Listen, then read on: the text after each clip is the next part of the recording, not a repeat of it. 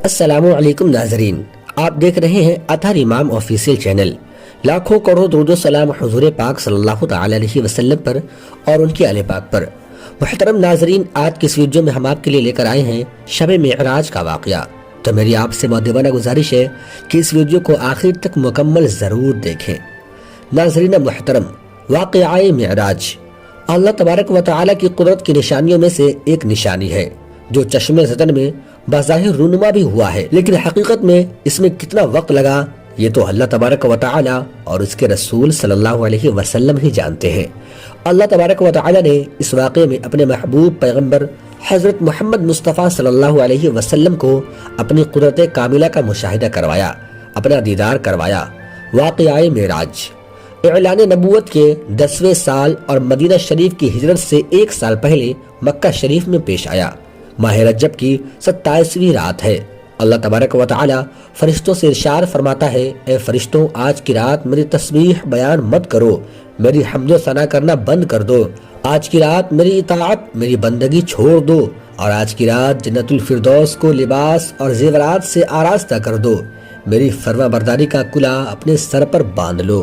اے جبریل، میرا یہ پیغام میکائیل کو سنا دو کہ رزق کا پیمانہ ہاتھ سے عالی حدا کر دے۔ اسرافیل سے کہہ دو کہ وہ سور کو کچھ دیر کے لیے موقوف کرے۔ عزرائیل سے کہہ دو کہ کچھ دیر کے لیے روحوں کو قبض کرنے سے ہاتھ کو اٹھا لے۔ رضوان سے کہہ دو جنت الفردوس کی درجہ بلند کرے۔ مالک سے کہہ دو کہ دوزخ کو تالا لگا دے۔ خلد بری کے روح سے کہہ دو کہ آراستہ ہو جائے اور جنت کے محلوں کی چھتوں پر صف بستہ کھڑے ہو جائے، اور جنت کے جو محل ہیں اس کی چھتوں پر اس طرح سے کھڑے ہوں کہ یوں لگے جیسے صف بستہ کھڑے ہوئے ہیں۔ مشرق سے مغرب تک جتنے بھی قبریں ہیں ان سے عذاب کو ختم کر دیا جائے۔ آج کی رات شب معراج میرے محبوب حضرت محمد مصطفیٰ صلی اللہ علیہ وسلم کے استقبال کے لیے تیار ہو جائیں۔ ناظرین محترم، آج کی اس ویڈیو میں ہم واقعہ معراج النبی کو قرآن و حدیث کی روشنی میں آپ کے سامنے بیان کریں گے۔ حکم ربی ہوا، اے جبریل اپنے ساتھ 70,000 فرشتوں کو لے جاؤ۔ جیسے ہی حکم الہی سنا تو حضرت روح الامین جبریل امین علیہ السلام سواری لینے جنت میں جاتے ہیں، اور آپ نے ایسی سواری کا انتخاب کیا جو آج تک کسی شہنشاہ کو بھی میسر نہ ہو سکا۔ میسر ہونا تو دور کی بات ہے، کسی اور نے سواری کو اس سے پہلے دیکھی تک نہ ہوگی، اور دیکھنا بھی بہت دور کی بات ہے، سوچا تک نہ ہوگا۔ اس سواری کا نام براق ہے۔ تفسیر روح البیان میں درج ہے کہ نبی مکرم صلی اللہ علیہ وسلم سے پہلے براق پر کوئی بھی سوار نہیں ہوا۔ ماہ رجب کی 27ویں شب کس قدر پرکیف رات ہے، اور مطلع بالکل صاف ہے۔ صحرا میں بالکل عجیب سی کیفیت طاری ہے۔ رات آہستہ آہستہ کیف و نشاط کی مستی میں مست ہوتی جا رہی ہے۔ ستارے اپنی پوری آب و تاب کے ساتھ جھلملا رہے ہیں۔ پوری دنیا پر سکوت و خاموشی کا عالم طاری تھا۔ نصف شب گزرنے کو ہے، یکایک آسمانی دنیا کا دروازہ کھلتا ہے۔ انوار و تجلیات کے جلوے سمیٹے حضرت جبریل امین علیہ السلام نورانی مخلوقات کے جھرمٹ میں جنتی براق لیے آسمان کی بلندیوں سے اتر کر حضرت ام ہانی رضی اللہ تعالیٰ عنہ کے گھر تشریف لاتے ہیں، جہاں ماہ نبوت حضرت محمد مصطفیٰ صلی اللہ علیہ وسلم محو خواب ہیں۔ آنکھیں بند کیے، دل بیدار کیے آرام فرما رہے ہیں۔ حضرت روح الامین ہاتھ باندھے کھڑے ہیں اور سوچ رہے ہیں کہ اگر آواز دے کر جگایا تو بے ادبی ہو جائے گی، لیکن فکر مند بھی ہے کہ معراج کے دولہے کو کیسے بیدار کیا جائے۔ اسی وقت حکم ربی ہوتا ہے کہ اے جبریل میرے محبوب کے قدموں کو چوم لو تاکہ تیرے لبوں کی ٹھنڈک سے میرے محبوب کی آنکھیں کھل جائے۔ حکم سنتے ہی حضرت جبریل آگے بڑھ گئے اور اپنے کافوری ہونٹ محبوب دو عالم حضرت محمد مصطفیٰ صلی اللہ علیہ وسلم کے قدموں سے مس کر دیے۔ یہ منظر بھی ناظرین محترم کس قدر حسین ہوگا جب جبریل امین علیہ السلام نے مختار کائنات حضرت محمد مصطفیٰ صلی اللہ علیہ وسلم کے قدموں کو بوسہ دیا ہوگا۔ حضرت جبریل امین کے ہونٹوں کی ٹھنڈک پا کر حضور نبی کریم صلی اللہ علیہ وسلم بیدار ہو جاتے ہیں اور دریافت کرتے ہیں، اے جبریل کیسے آنا ہوا؟ عرض کرتے ہیں کہ یا رسول اللہ صلی اللہ علیہ وسلم، خدائے بزرگ و برتر کی طرف سے بلاوے کا پروانہ لے کر آپ کی بارگاہ اقدس میں حاضر ہوا ہوں۔ اللہ تبارک و تعالی آپ کی ملاقات کا مشتاق ہے۔ حضور نبی کریم صلی اللہ علیہ وسلم تشریف لے چلیے۔ زمین سے لے کر آسمانوں تک ساری گزرگاہوں پر فرشتے ہاتھ باندھ کر کھڑے ہوئے ہیں۔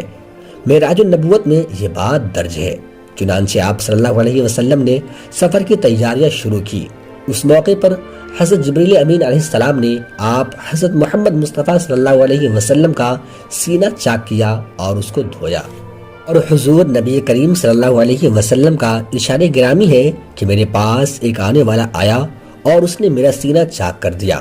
سینہ چاک کرنے کے بعد میرا دل نکالا، پھر میرے پاس سونے کا ایک تشت لایا گیا جو ایمان حکمت سے لبریز تھا۔ اس کے بعد میرے دل کو دھویا گیا، پھر وہ ایمان حکمت سے لبریز ہو گیا۔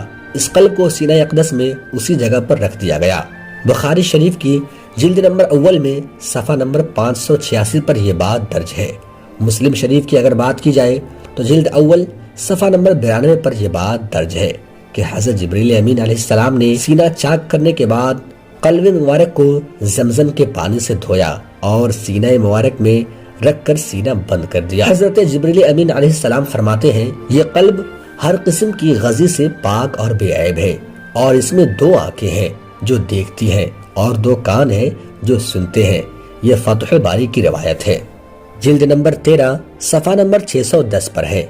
سینہ اقدس کے شک کیے جانے میں کئی حکمتیں ہیں۔ اس میں ایک حکمت یہ بھی ہے کہ قلب اطہر میں ایسی قوت قدسیہ شامل ہو جائے، ایسی طاقت شامل ہو جائے جس سے آسمانوں پر تشریف لے جانے اور اتنے سارے عالموں کا مشاہدہ کرنے، بالخصوص دیدار الہی کرنے میں کوئی دقت و دشواری پیش نہ آئے۔ اس کے بعد آپ صلی اللہ علیہ وسلم کے سر انور پر عمامہ باندھا گیا۔ ایک بزرگ رحمۃ اللہ علیہ فرماتے ہیں کہ شب معراج حضرت محمد مصطفیٰ صلی اللہ علیہ وسلم کو جو عمامہ شریف پہنایا گیا، وہ عمامہ حضرت آدم علیہ السلام کی پیدائش سے 60,000 سال پہلے کا تیار کیا ہوا تھا، اور 40,000 ملائکہ اس کی تعظیم و تکریم کے لیے اس کے ارد گرد کھڑے تھے۔ حضرت جبریل علیہ السلام نے سرور کونین نبی مکرم صلی اللہ علیہ وسلم کو نورانی ایک چادر پہنائی، زمرود کی نعلین مبارک پاؤں میں زیبتن فرمائی، یاقوت کا کمر باندھا۔ یہ بھی ناظرین محترم معراج النبوت صفحہ نمبر 601 پر درج ہے۔ اور چند لمحوں کے بعد وہ وقت بھی آ گیا کہ سرور کونین صلی اللہ علیہ وسلم براق پر تشریف فرما ہو گئے۔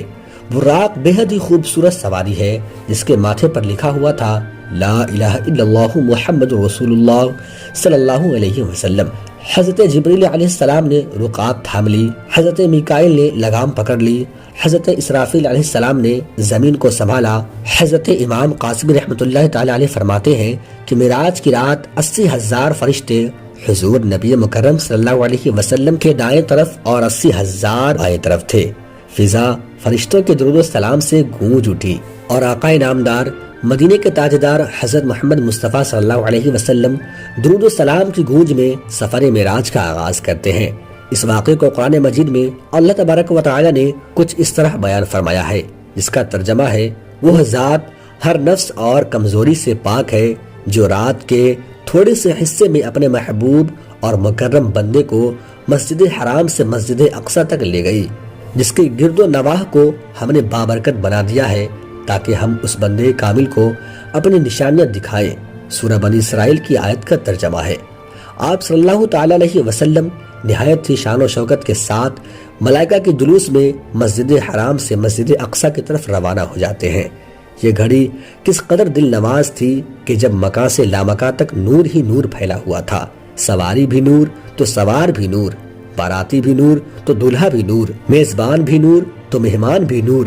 نوریوں کی یہ نورانی بارات وادی بطحا میں پہنچتی ہے جہاں کھجور کے بے شمار درخت موجود تھے۔ حضرت جبریل امین عرض کرتے ہیں کہ حضور صلی اللہ علیہ وسلم یہاں اتر کر 2 رکعت نفل نماز ادا کر لیجئے، یہ آپ کی ہجرت گاہ مدینہ طیبہ ہے۔ نفل کی ادائیگی کے بعد پھر سے سفر شروع ہوتا ہے۔ راستے میں ایک سرخ ٹیلا آتا ہے جہاں پر حضرت موسیٰ علیہ السلام کی قبر مبارک ہے۔ حضور نبی کریم صلی اللہ علیہ وسلم اس موقع پر ارشاد فرماتے ہیں کہ معراج کی رات جب میں سرخ ٹیلے سے گزرا تو میں نے دیکھا وہاں موسیٰ علیہ السلام کی قبر مبارک موجود ہے اور وہ اپنی قبر میں کھڑے ہو کر نماز پڑھ رہے ہیں۔ پھر دیکھتے ہی دیکھتے بیت المقدس بھی آ گیا جہاں پر قدسیوں کا جم غفیر سلامی کے لیے موجود ہے، حور و غلمہ خوش آمدید کہنے کے لیے، اور تقریباً 1,24,000 انبیاء مرسلین استقبال کے لیے بے چین اور بے قرار کھڑے ہوئے ہیں۔ حضور نبی کریم صلی اللہ علیہ وسلم اس مقام پر تشریف فرما ہوئے جسے باب محمد صلی اللہ علیہ وسلم حضرت جبریل علیہ السلام ایک پتھر کے پاس آئے جو اس جگہ پر موجود تھا۔ حضرت جبریل علیہ السلام نے اس پتھر میں انگلی مار کر اس میں سوراخ کر دیا اور براق کو اس میں باندھ دیا۔ یہ تفسیر ابن کثیر کے جلد نمبر 3 صفحہ نمبر 7 پر درج ہے۔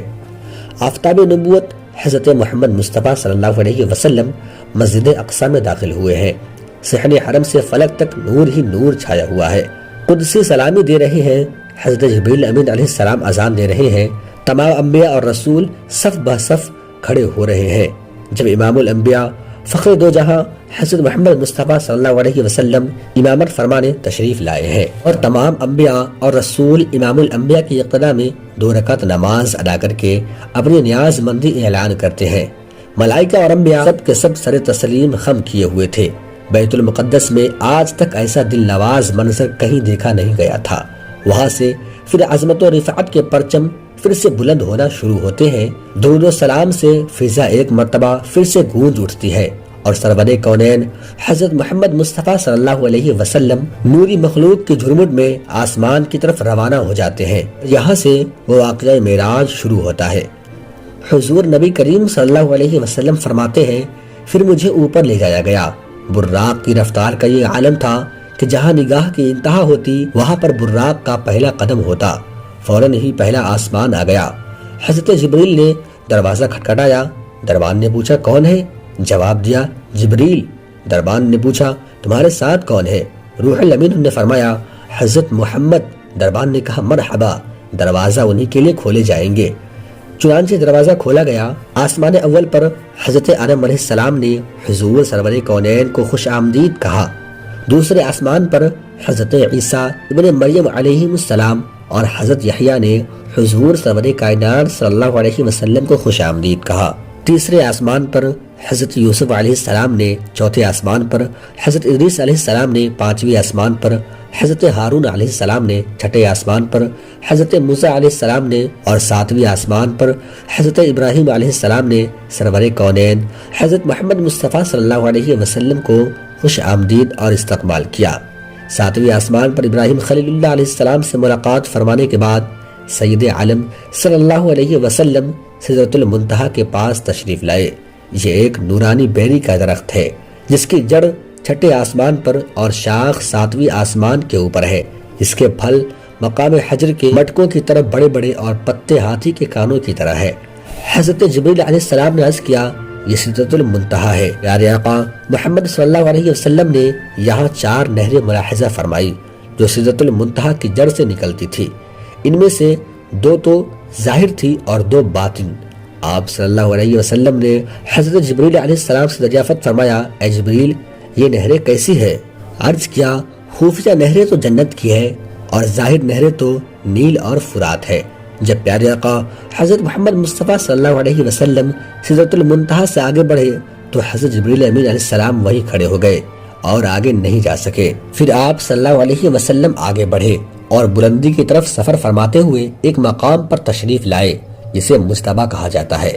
یہاں آپ صلی اللہ علیہ وسلم نے کلموں کی آواز سماعت فرمائی اور مجتبیٰ سے آگے بڑھے تو عرش آیا۔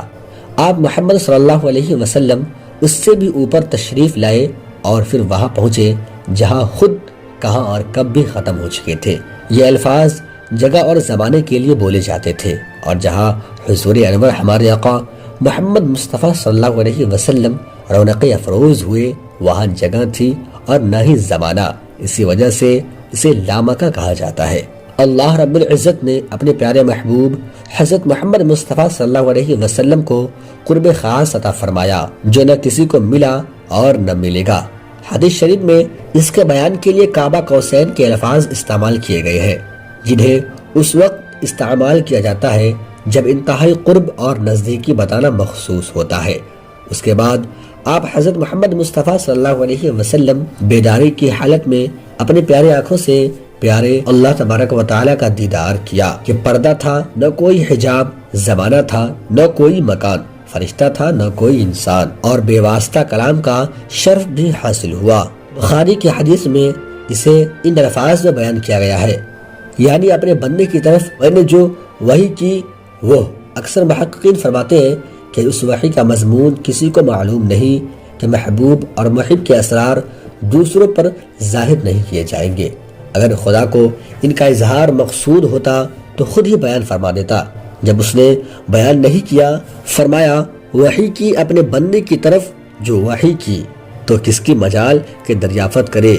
بہرحال مختصر طور پر اتنا کہا جا سکتا ہے کہ دین و دنیا کی جسمانی و روحانی، ظاہر و باطنی نعمتوں اور علوموں جو کچھ بھی اللہ تبارک و تعالی اپنے محبوب حضرت محمد مصطفیٰ صلی اللہ علیہ وسلم کو اپنی حکمت کے مطابق عطا فرمانا چاہتا تھا، وہ سب کچھ معراج کے واقعے کی رات شب معراج کو عطا فرمایا۔ البتہ ہر نعمت اور ہر علم حکمت کا ظہور اپنے اپنے وقت پر ہوتا رہا ہے۔ اس واقعے کو ایک شاعر نے کیا خوب کہا ہے: مکہ لا مکہ سب سجائے گئے تھے، فرش کہکشا کے بچھائے گئے تھے، محمد گئے عرش پر یہ بھی سچ ہے، گئے خود نہیں تھے بلائے گئے تھے، کرم کا سلسلہ ذروں سے لے کر کہکشاں تک ہے، نوازش میرے آقا کی زمین سے آسماں تک ہے، گلابوں کی مہک تو باغ تک محدود ہے لیکن گلابوں کی مہک تو باغ تک محدود ہے لیکن میرے سرکار کی خوشبو مکہ سے لامکہ تک ہے، مکہ سے لامکہ تک ہے۔ آخر میں اللہ تبارک و تعالی سے ہی دعا ہے کہ اللہ پاک رسول خدا صلی اللہ علیہ وسلم کا صدقہ طفیل ہمیں ہر برائیوں سے بچنے کی توفیق عطا فرمائے اور نیک اعمال کرنے کی توفیق و رفیق عطا فرمائے، اور اس مبارک رات کے صدقے ہم سب کے تمام گناہوں کو معاف عطا فرمائے اور ہم لوگوں کا خاتمہ ایمان پر عطا فرمائے، آمین ثم آمین۔ محترم ناظرین، یہ ویڈیو آپ کو کیسی لگی ہمیں کمنٹ میں ضرور بتائیں، اور ویڈیو اچھی لگی ہو تو ویڈیو کو اپنے دوستوں میں شیئر ضرور کریں۔ اب دیجیے مجھے اجازت، سانس باقی رہے تو انشاءاللہ پھر سے اگلی ویڈیو لے کر آپ لوگوں کی خدمت میں حاضر رہوں گا۔